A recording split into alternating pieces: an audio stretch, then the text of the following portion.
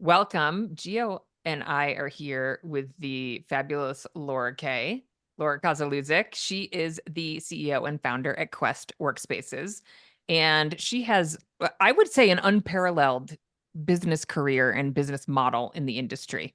Gio's nodding. He agrees totally.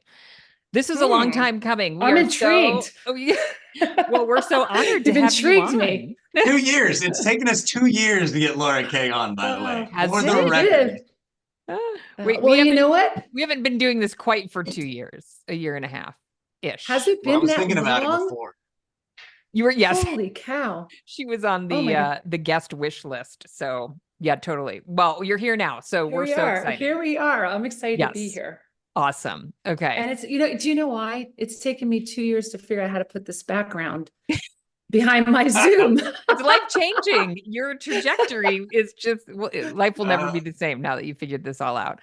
It's a beautiful, beautiful space. I don't even know where we're going to start with Laura K. Well, Laura, you're an OG. Let's start a little bit from the beginning for people. I know you've been on the GC podcast. Okay, so a little bit of the beginning, and then we'll get to like where you are now with this gorgeous background. Because I mean, you've evolved. It's been an evolution for you too. Yes. And I want to talk about your business model. Start with the Laura K, your background in the industry, and then we'll go from there. So it's funny, you mentioned evolution. I was thinking about that this morning. I've been doing this so long that voicemail didn't exist when I first started in the industry. You were making all your money on faxes. I hope I don't show my age. You do not. So no, seriously, no joke. And I was thinking about the fact that back then, it was relevant, there was a need, but it was a much different time. Technology didn't exist the way it does today. Everybody was tethered to their desk with phones. But it was, and I even remember back then in the early 90s, every few years, it kept changing. Things kept changing, right? What was important to clients was changing, and back in the early years, it was all about credibility, right? So small companies couldn't rent space in nice buildings because they just needed a small amount of space. So it was about trying to make it seem like it was all their space, and people would put fake phony photos on their credenzas behind when people had credenzas. They don't even have credenzas really anymore. They had credenzas behind their desks and big file cabinets because everything was in paper. We had 9 employees because it was harder to get things done because there wasn't technology. So I've been in the industry for many, many years. Before I was in hospitality. So I made a really amazing transition from hotel management into this, our industry. And way before it was called co-working. I will say this though, this is really important, is that, there's a lot of talk now about how, with the name co-working came community, but I do believe it was always about community. It was always about people. And for me, it was always about people. So sometimes when I hear it was invented in the last decade, let's say, it wasn't. It was, we're human beings. And, for me, it was always about providing service. And that's why I left hospitality to go into this industry, because it was hospitality for real estate, even though we were calling it, all the buzz and fancy names that we call it today, it was still existed. And the people that were successful saw it that way, I feel. So anyway, it's always been about the hospitality, right? If you look back at your career, it's how many different names has it been called, right? Business centers, spaces, executive office suites, executive suites. I mean, co-working is just the latest buzzword, and it happens to have a different feel about it, right? That membership model that people are going after, the open collaborative space. But at the end of the day, it's a hospitality people business. It's that simple, and people overcomplicate it when they try talking about it. And this, and the thing is, the service has changed based on the needs changing over time. And I think that's just going to keep continuing. It's like what our business looks like today is going to be very different than what it looks like 5 years from now. I can't even imagine with AI. Honestly, I try to imagine it. It's almost impossible, with AI. And then, post-COVID, now everything that I thought I would never see, I'm seeing. It's just we're just living in such a different world. I remember years ago thinking, gosh, if people that underwrote the office buildings would actually see the value in having flex space versus, it's a flexible lease that we can't, put a value on and underwrite. Now that's out the window. It's a whole different perspective that people have on all of it. So it's really. I remember negotiating deals where a landlord said, I don't like your business because you're going to use my elevator too much and you're going to break it because there's too much traffic. I swear to God, I actually had a New York City landlord and I was like, you've got to be kidding me. No, seriously, I remember. Or I just had that happen to me on a deal, right? Where this was actually in Northern Virginia where the land, and it was for a therapy space. And they basically said that the elevator is going to be affected by the amount of people. And I'm like, Yeah. no, let me explain this to you. Judy, you should say, well, actually, people coming to your building now is a good thing. Right. Well, what were you planning for when you put the elevator in, right? I know. So crazy. Anyway, so it's been a long time. And I think that, so for me, my story was, it was great because I left the hotel industry, made this jump into this, very small, no-named kind of industry in 1991. And I remember going to, you have to understand, like I went to the hotel school at Cornell. I was working for all these big hotel brands, and now I which to me was sort of like boring because it was very slow moving. And so this new undiscovered industry, I take a chance on. But at the same token, I remember going to the first industry conference, and I remember just listening, going, "What did I do?" Like, where am I? Because it was all starting, it was everything, a bunch of people making it up, right? Yeah. And it wasn't, there, and I look at that, where that was, where the industry was back then to now. And it's so, to me, I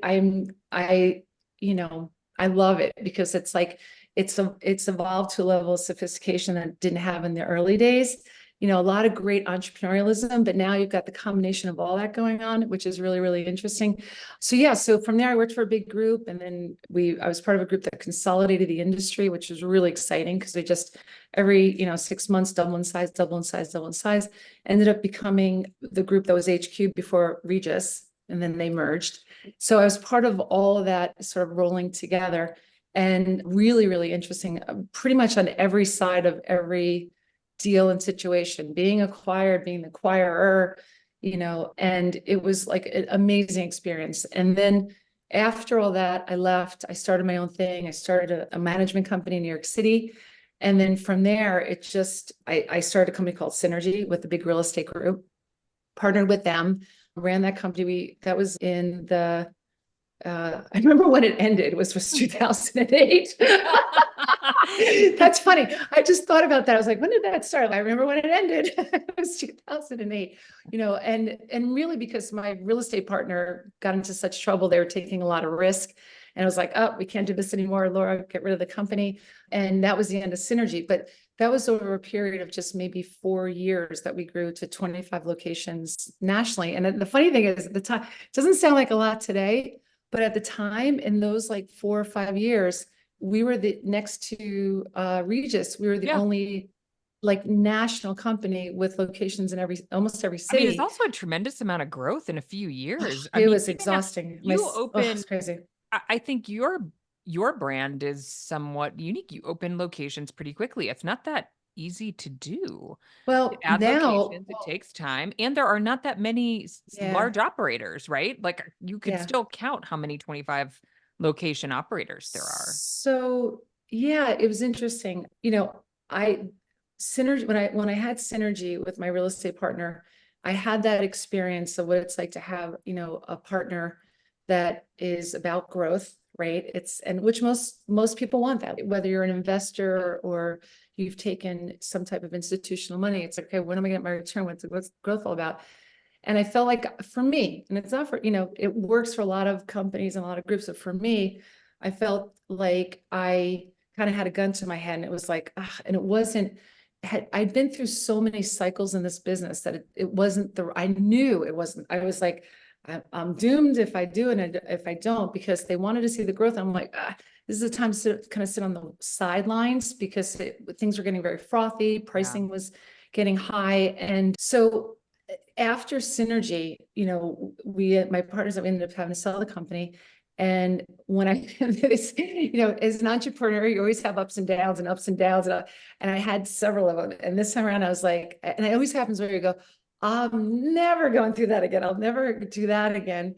And then sort of the reasonable side and the non-emotional side was like, okay, if you don't do it now in 2008, when the best deals are to be made, where everything's a disaster, you're going to kick yourself. So I picked myself up, dusted myself off, and was like, okay, where can I go? And it was Florida, because for me, Florida was a lot easier to get deals done. New York City was always my home and my base, but convincing New York City landlords to give you space when you have no money and no credit is always a lot harder than Florida. So Florida became my state, and I was able to get some very creative deals done there.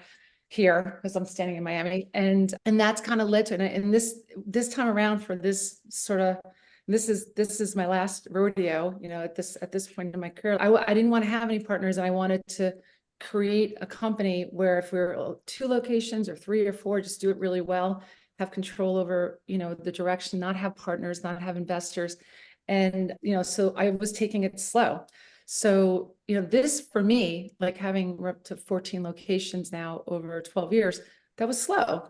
Like it was okay, grow when it makes sense, don't grow, sit tight, and just do it what feels right. And I didn't, and that's all I really had to do. So I enjoy that. People call it, it's funny, like when you look at everybody in the industry, you could do that and have a great, very successful company. And owners and operators shouldn't be, I think sometimes, as an entrepreneur, you're so wired to grow. Sometimes you feel like if I'm not growing, something must be wrong. And oftentimes it's all the stuff you say no to that's going to make you more successful than sometimes a few bad things that you say yes to. So anyway, it's worked out well. I remember one of my first members in my space in Chicago was an entrepreneur, and I had lunch with him one day, and he's, "If you're not growing, you're dying." Yeah. Well, there's different ways to grow, Totally. like you could be learning, being patient. 100%. Oh, and growing profitably. That Because sounds like private equity investor. Yes. yeah, money. he was not. He Yeah. was a real down to earth, but I think he just was wired that way, to your point. Some people, like, that's just how they define success and not necessarily profitably, right? So you've done good deals. Are they all leases? Talk about your structure a little bit. So yeah, so you talk a little bit about that. I have to say one last thing I want to get to. Yeah. So when I had a friend of mine who he wanted to come back and work with, it was somebody actually that I worked for, and then he wanted to work with me, and I didn't really need the position. And he turned around and said, well, what you're doing is good, but you're never gonna really have, real wealth. You really just have a lifestyle company. And I said, great. I love my lifestyle. Right. I love said, my life. Bingo, woohoo. I just achieved what I wanted to, a great lifestyle, So anyway, but yeah, so the question is, you're saying, Jamie, it's like, what is do you grow? Did we grow through leases, through management contracts, JVs, like all the above, right? Based on the situation, based on the timing, based on my gut, based on the deal, so because I know now there's so much talk about, the way to go is, JV, don't sign straight up direct leases. And I don't necessarily agree with that. I think that nothing is going to beat a good lease, right? When I say good lease, I mean for the operator and the owner, both. Yeah. Although when I say the owner of the building, right? An owner of a building, if they can have a lease, they would much prefer a lease. Their lenders would prefer a lease. Everyone would prefer a lease. Yeah. And for an operator, if you know your market and you've got a good sense of where the market's going, and you feel as though, and we've been doing this long enough that we've had our, leases work. They work. Even during COVID, they didn't work for a little bit, but then they were fine again. And so that's my preference, is to find that, right? But there's times where you own the upside. I mean, back to why the operator wants it, right? You own the upside if you sign the right deal. And now, but here's the thing too. Like I also, for larger companies, your Industriuses and your Regises and stuff, where if you want to grow really fast and you need to have less risk, and you've got volume, you've got massive volume, then I think it does make sense. It's a different model, to do it that way. But for a boutique size company like Quest, where I can be very involved in the deals and I can use my, my intuitive sense, my analytical sense, and make good deals. I think they're better, they're easier to find. Landlords are more apt to do them, and they're much more, I think they're much more profitable. So that's just my feeling. Now, we've done in New York City, I mean, over the years, I've done many management contracts, but more recently with Quest, I've done management deals where, one of them was actually it was right before COVID, and thank goodness, I'm glad I did. But it's just because I felt like whenever I feel like the market could go a certain way, if we weren't in South Florida, where I feel very solid about where we are with our locations now, and I was going into markets where I wasn't quite sure, then I would maybe say, guys, let's do it. And by the way, I've even done things where we started off in a management contract and then we converted to a lease. So we started off in JV and we converted to a lease. So there's no, the nice thing about our size is that we can sort of customize it based on what the opportunity is and what makes the most sense. So Joe, you're smiling. Do you agree with that? The broker on the phone gets excited because that's the reality of it. And I have these conversations with clients all the time, right? Where it's like, we want to do a management deal. And I'm like, okay, why do you want to do a management deal? Yeah. Well, the reality is, and we had Perry with Industrious on, and that's what he talked about, right? Is everyone talks about Industrious only does management deals. He's no, our deals are really JV deals or partnerships. There's few true management deals being done. But the reality is, you make a great point, and that's the conversation I have with people is, if you're like an IWG that's just trying to add dots to a map and you have enough of them and you're trying to basically dilute your corporate cost, right? It makes sense, but yeah, it's really risk mitigation, right? And if you believe, like you said, your intuition, the market, your understanding of the market, all those things, then you should be comfortable with it. And if you're not, you got to ask yourself, is this worth my time, energy, and effort? Because you're basically gaining a boss, right? You're gaining a boss that's going to be like, or many of how them. are we doing? Maybe many. Yes. Oh my goodness. I won't get into it, but I could tell so many stories where I've had, like, how many times I've had to teach the industry to, building it. And some of them have been really kind of cohesive, great. Sometimes they're not. And it's so much extra work to do that. And so there's I mean, there's upsides and downsides to it. And I think there's no one right answer. No. No, you have to understand, what's your why? What are you trying to achieve? How is this part of your overall network, right? And what do you really want, right? And so that's right. And sometimes it might be situational too. Like, it could be different in a different market. It could be different in a different building. It could be different, so that's the. Well, I love that every real estate deal is different. Every real estate deal is different. Oh, it's so fun, right? I mean, that's it. That creative part of it is very interesting to me. I never stop learning. I've learned more about construction last year than I ever imagined learning. I kind of wish I didn't, but I did. Sometimes the hard way. Anyway. What are you still learning about construction? Give us an example. What a headache it is. No. No. It's funny. So I'll tell you, so I never want, we were really lucky early on when we were adding locations. I was actually finding enough opportunities where 70% of the space was built out. So it was easy for me to get a contractor and just, you're customizing, you're taking second gen space, heavy customization, making it get like I mean, at the time it was like, now it's probably unheard of with the cost, but $40 in a work letter and really make a space pop, right? And that's what we could do, and that was manageable. I was like, okay, this isn't putting in everything from scratch. And so that was always our model. And the nice thing is, because I found locations like that, there's lower TI packages, lower, deposits, more free ramp up. It was just a smart all around deal for everybody. So I was always looking for those. And then I'm finding recently, we're having more landlords are coming to us just because of, the working relation. They're saying, hey, we don't care. We want you in this building. We'll build it out for you. we'll do whatever. And, or, an opportunity is really good and it's requiring more work, right? And so, and owners are willing to put, we have a, a reputation such they're willing to put more money into it. So we've done bigger build outs from scratch. It's, oh my God, you have to worry about all the mechanicals and the HVAC and all that. And I made, one of the things I learned is that we built and I didn't want to do this. I was like begging. I said, please build it for us, and no, you're getting the TI package and holy moly, everything from, the cost, was going up incrementally every single month. And it's, and I always tell our landlords, we're not, you may not be a construction company, but Yeah. you're much better at it than we are. Right. Like we Yeah. are, I'm a hospitality person. I'm an operator. I make these things work once we design and build them. So what we managed to do with all the other locations that we've added is that we've created a really good scope of work. We've gotten really so specific at it that we don't miss anything. And we, it gets delivered exactly to the dollar, no overruns or nothing. Yeah. And the way like this right here, this is Boca, exactly the way we want it to look.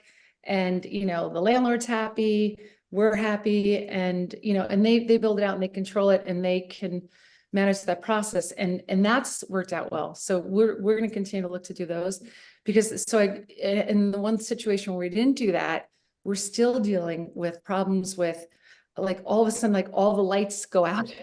Oh my God.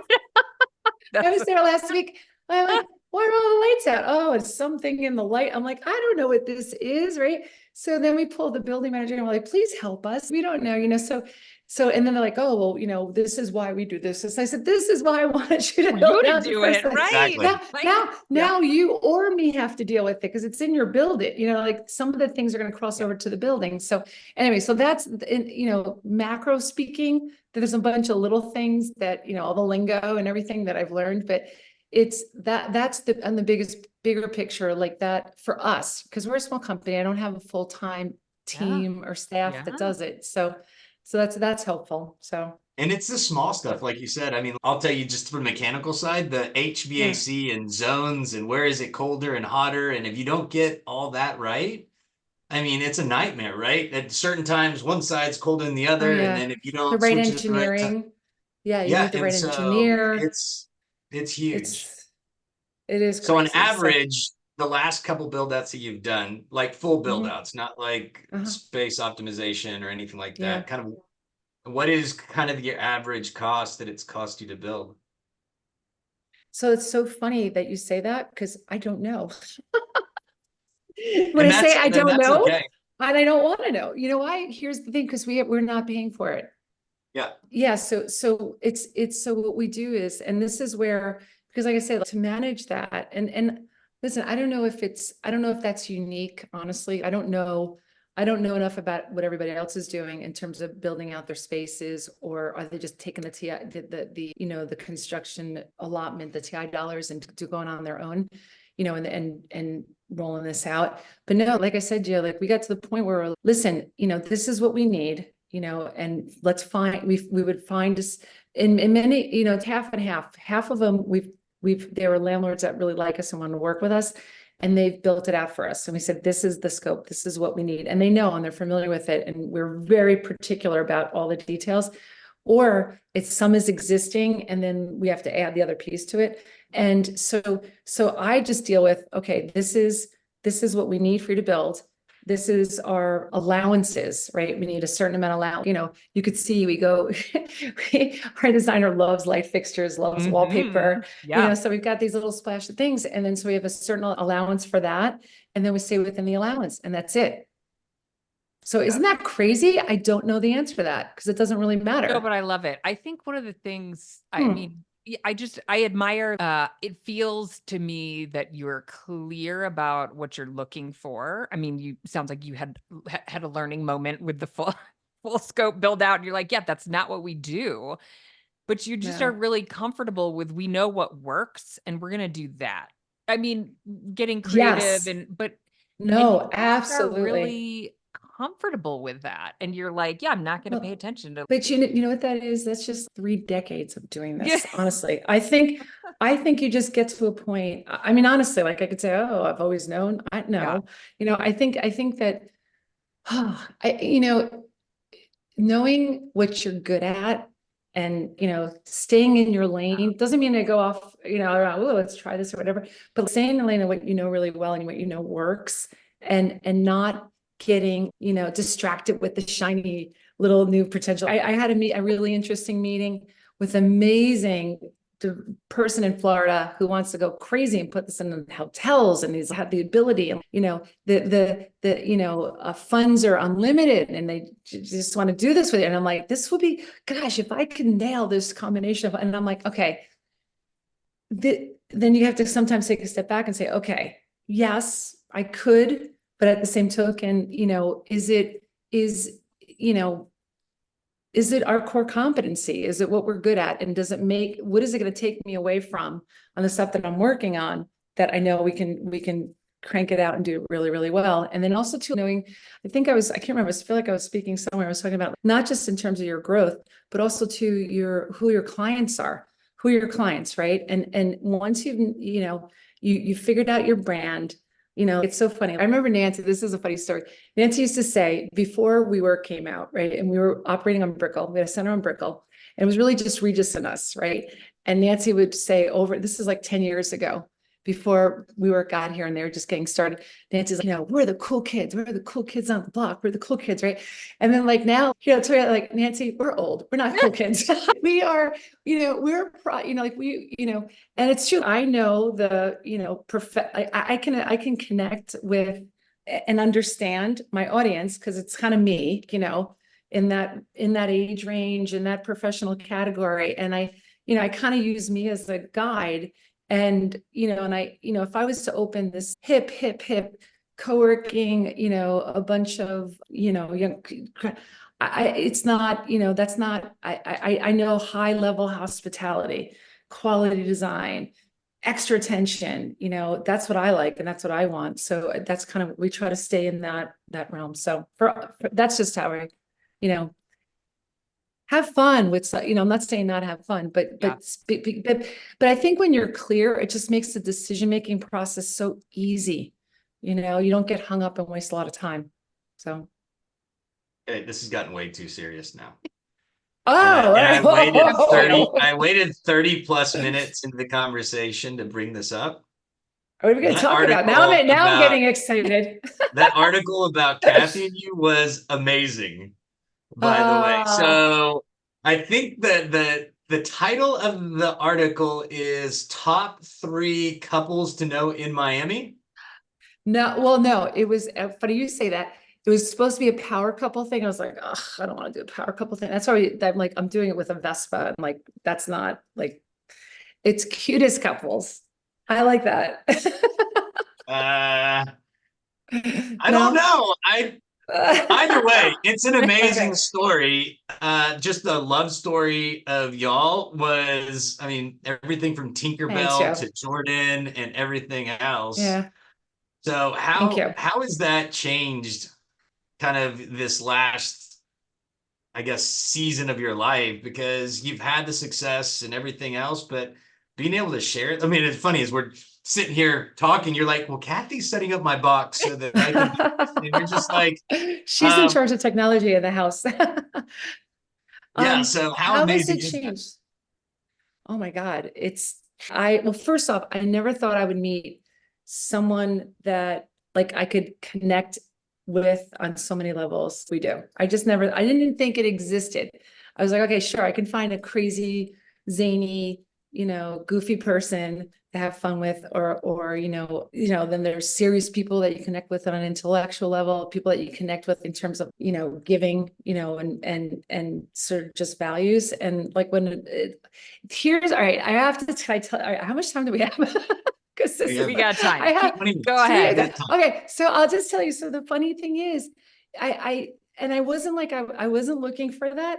And I saw Kathy at an event that we were sponsoring, and Kathy was getting, I may have told you the story. Did I tell you, Jamie, the story? I've heard the story, but in Park City. Wonderful. Right. I want to hear it again. So I'll try to give you the short Reader's Digest version, because I thought we're talking about offices, but it is Valentine's tomorrow. So it is Valentine's tomorrow. This is a good subject. A good love story. Yes. So I saw her at this event, and she was across the room, and there was something that just drew me to, I was like, she's beautiful, and it was, she radiates like energy, but it was beyond magic. It was like from another world, like another life, another something, where it was like, I tell a story, she literally, I feel like she had like aura, like whoa, like the crowds, sort of like, Yes, I there love she how was giddy coming you in the are telling door. this story. I I I know. love how giddy am. you are. I am. And then, so I saw her, and then she like disappeared, and we were busy because we were sponsoring the event, and I was talking and, doing the typical thing. And then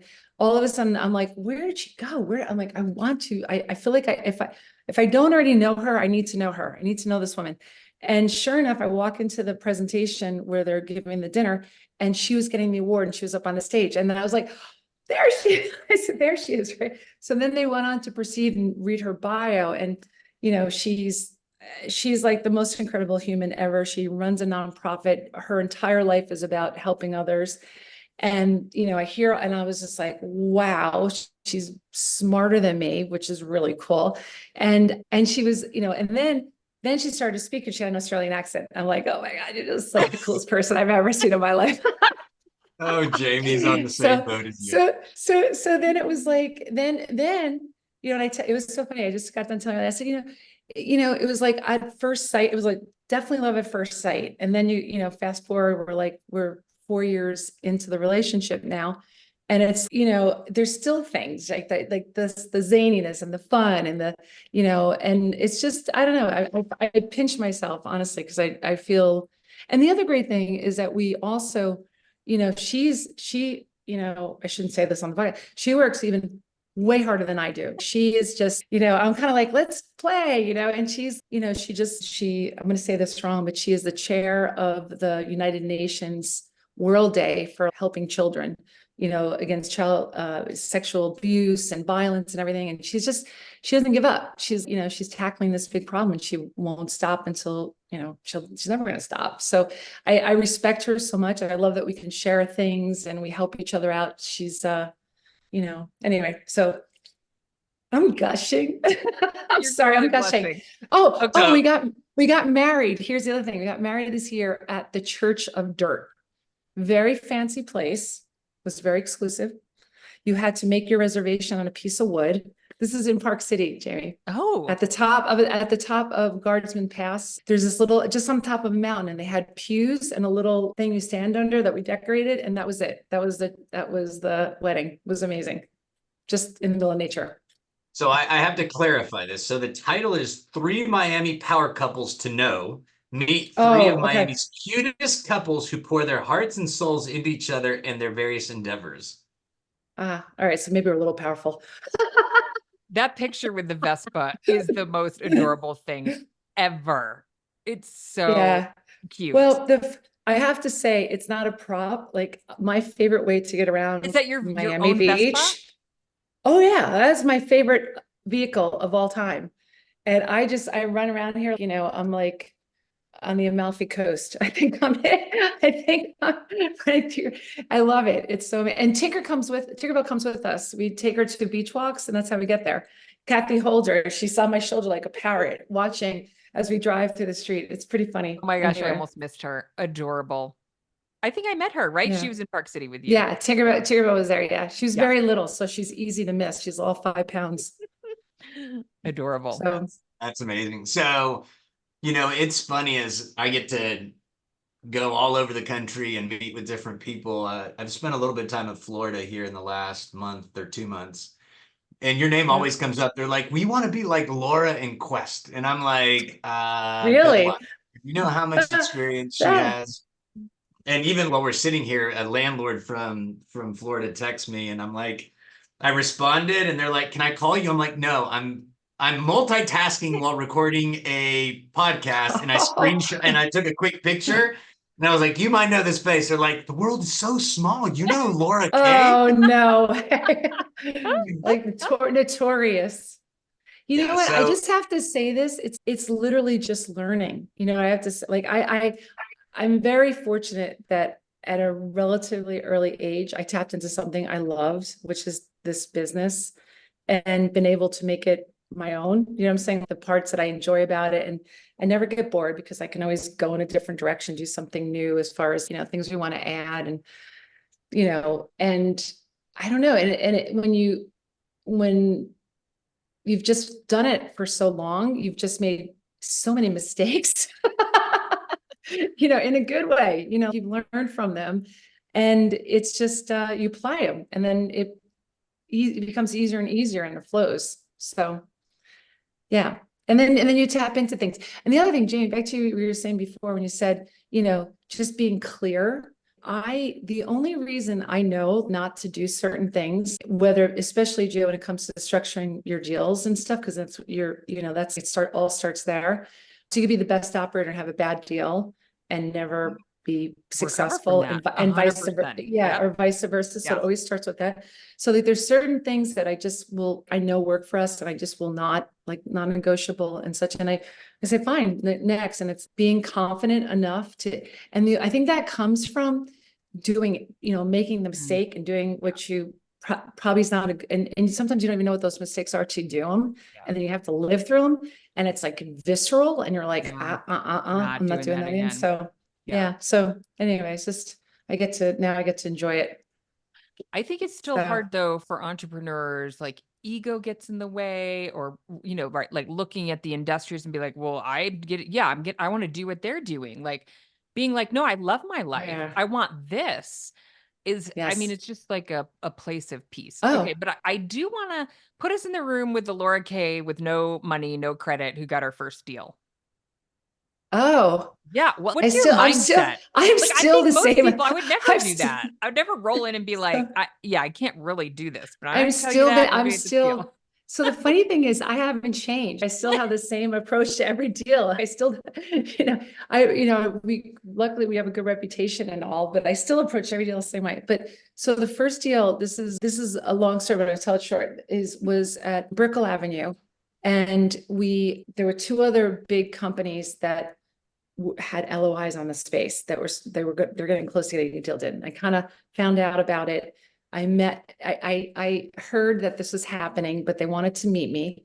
So my broker, who is like a long-term friend, he was working with me with the previous companies. You got to get down here. You got to meet the president of the bank that owns the building. And I said, okay, I'll do anything. And I said, how do I get a meeting with him? I said, and he's coming down for a run. And I'm like, I'll bring my sneakers. I'm like, I'm not very fast, but I'll try to keep up so I can meet them. I was serious. Like, I was like, whatever it's gonna take, I'll do the run with them. And they're like, no, he'll actually set up a meeting with you. So I was like, okay, great. So I have a meeting with them, and what was interesting. This is like a David Goliath kind of thing, right? So the other groups, big, really big. And I didn't even have a name for Quest yet. We didn't even have a name, nothing. I literally just wanted to start with this location. And the way I thought about it, I was like, okay, what do they want? Not necessarily what I need, but what is it that they want? And it was 2008. They were not landlords. They were a bank that owned the building. They didn't want to put a lot of money into the space. They wanted an easy deal, and they wanted to conserve cash too. So the other groups were asking for, they wanted to make it all look the same. So they were asking for TIs and blah, blah, blah, the whole thing. And I literally said, and it was an old center that had gone bust that we were trying to take over. So I literally said, all I want is a coat of paint. Can we paint it? And that was it. And I said, I don't care what it looks like. I said, little by little, I'll put the money into it. And that was it. And then this is the best part. So they're like, okay, well, then that was okay. I was like, all right, I'll figure that part out. And I said, I need free rent. We got free rent. And then it was like, okay, security deposit. I said, it's just me. So I literally said, I can give you almost 1 month security deposit. Almost, not quite. 7/10 of a month. And I need a year for free. And okay, I was going to say, how much free rent, Laura? A year. I had a year of free rent. And I said, and they're like, Laura, they said, come on, like the biggest tenants give, much more deposit than that. And I said, okay, here's the difference. I said, the biggest tenants, okay, whatever they're putting down as a deposit is meaningless to them. Right. Meaningless. They'll walk away. Okay. I am giving you my life savings. I said, and I know this business better than anybody. And I said, it is not going to fail. It will not fail. I said, I can't afford to let it fail. I said, there's no better talk about, a security deposit than that. That's you got me, and they're like, they liked it, and they ended up doing the deal with me. So, you know, what I love about that is you don't have to have sometimes like, oh, how do I compete against these guys? Or, you know, and you can. I mean, it's, you know, they believe, and then they did like their little background check, and they asked, you know, to your point, it helps when you have a good reputation, because they had known some people that had worked with me, and they're like, no, she's, you know, she's the real deal and everything. And so yes, that's how. And I have to say, I just kept doing that every deal. I haven't stopped. I mean, when I say it just, and it's not about, but at the end of the day, it wouldn't have worked. You know, I could say, oh, I was so charming and everything, but it really wouldn't have worked if I wasn't giving them something that they wanted too. They're like, okay, yeah. So you kind of have to understand, you know, and there's times where I'm not the right solution, you know, because I lost a deal. It was so funny. It was Jamie's industrious location at the beach. I thought I was this close to getting it done. And I was like, okay, at least I saw him at the last conference. I said, I'm happy I lost it to you because you're such a nice guy. I said, but it took me literally a year. I couldn't drive by it on the beach because I was like, how did this happen? But you know why? There were things that industrious could do in this, that it wasn't even the owner of the building. I didn't even think of this, but it wasn't the owner of the building that was controlling the shots. It was the bank. And there are certain things that the bank wanted. Yeah. The bank needed, and I didn't even cross this. That's why I say you always keep learning. I didn't even consider that. So anyway, you win some and you lose some, but that's it. No, I mean, and that's the reality. I mean, we live in this crazy world. I was having a conversation earlier with an operator that said, what do you mean we haven't heard back from the landlord? And I said, we have, you know, during times like this, it's crazy when you think landlords and lenders would be super eager to lease 15, 20, 30,000 feet. They're not, right? Because they're afraid to do a deal that may be a wrong deal during a time like this. And so, you know, Yep, that's the everything. unfortunate part. Yeah, Yeah. there's so many variables, outside variables right now beyond it. There's been situations lately where I'm like, I don't get it. It's not following the normal course. You know, I could look back and say, oh, in the last 3 decades, this is kind of like, you know, there's things that you would expect, right? And more so than ever now, I find that that's not the case. You know, we had a landlord that we wanted to do work with that wanted us really bad in their building. And we're like, we finally got to the numbers that made sense. The deal made sense. And, you know, it was about building the space out. And now this has become a big thing in different markets. And the TI package was too high for them to get the approval, you Right, know, yeah, in terms of, you know, to get the because they lender's have to have a approval to be able lender to give that will it. lend on office, right? So Exactly. yeah, And the cost to capital, especially when you're dealing with, it's different like when you're in a Class A office tower in a, you know, a commercial market, like a downtown market, when you're like in a suburb and these buildings just aren't worth enough to justify the cost to build.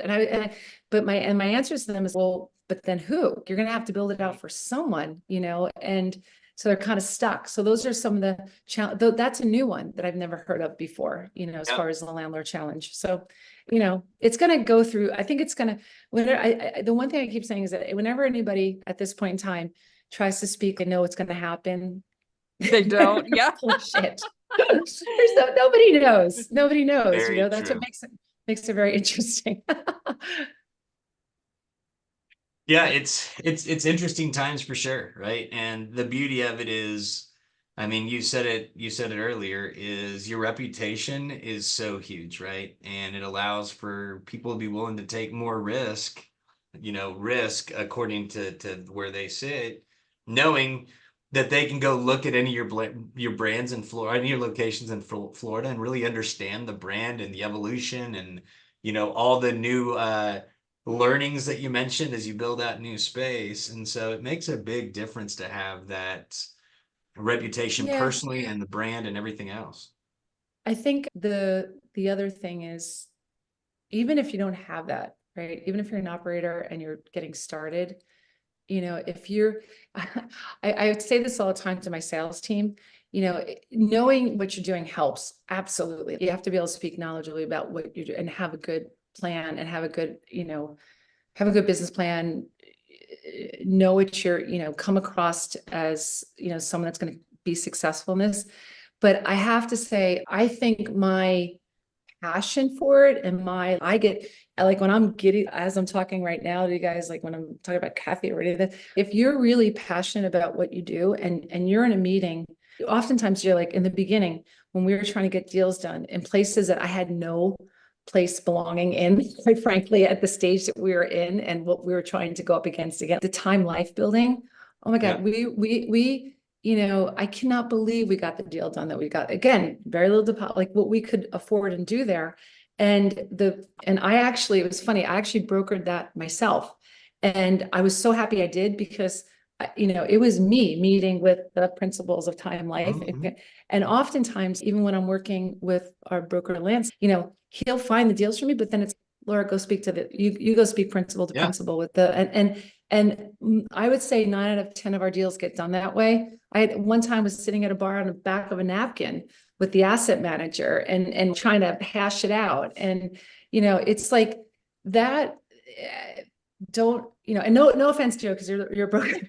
No offense taken. Your job, no, like your job, you've got to find the opportunities. But oftentimes I think it's the operator that's got to drive it home, right? Yeah. That convince the landlord that, a lot of it is whatever. It's like anything. They you can justify the decision, but they've got to feel good about it. And if they get the right feeling, they're going to support it, I think. So. I mean, it's back to what you said at the beginning about we're all humans and we want to make that connection. And if you connect and you show that passion and that credibility. Okay, we're totally over time. We could talk for hours. Shoot. I know. I'm having so much fun. Last question, Jamie. Last question. Oh, well, she probably, Okay. I have many more questions. Wait, 2 quick questions. One is, you're at Juicy. What are you speaking about at Juicy? Okay, I haven't said, I don't know if I'm supposed to announce this or not. I'm going to MC. Woohoo! I love that. Liz can't awesome. care because Yes. we're giving Liz So lots of free promo. For Yeah, Juicy on the show. no, I don't know if like it's supposed to be done. So, I love, listen, again, like I love Liz, like the two of you. I love, you're so passionate about the business you in the industry and you bring so much to it and you put your guts into it. Liz has been doing the same thing, pulling these conferences together. And it's, I've never, and I've told her this, like over all the decades of doing this, like to get the large operators, the startup operators, everybody in the same room like that, I think it's a challenge. And I'm like, okay, Liz, anything I can do to help? And I'm like, I'll do anything. I'm like, So I'll even see it. Like, you're doing it. I was like, That's okay, funny. what does that mean? What am I supposed? I said, please make sure I'm not in charge of getting people from A to B because a lot of people get all screwed up. Yeah. So I said, but I will, try to make it entertaining. Okay. So I have to come up with a good outfit. Yeah, you do. I'm You'll not be- worried about that. I'm not worried about that one bit. Kathy's got you handled. I know, it should be fun. Okay. Anyway, I'm so really looking forward to it. The very last question is, what's your karaoke song? Holy cow. I know. Mm. You got this. Do you ask everybody this? I wish I knew. Yes, it's our closing question most of the time. Madonna Holiday. Ooh, okay. I like I'm it. only joking. I don't know. No, you want to know something? My first marriage, Holiday was my theme song. I guess that's why it didn't work out. Like you're always on holiday. Yeah. That's amazing. No, I like, like just have fun and, Yeah. No, I don't have, I am terrible at karaoke. I like to dance though. Yeah. Nobody's good at karaoke. Karaoke's, That's the whole I'm terrible. point. Yeah, me too. All right, now you're going to make me think about it. I'll tell you when we get to Salt Lake. Okay. We'll have to find a karaoke. There might be No, some karaoke. Yes, Exactly. you will. You will be singing karaoke by the time we get there. Okay, we'll let you go. Thank you, Laura K. This was all right. Bye. fantastic. Mwah. Thanks, Thank guys. you. It's so much fun. Bye.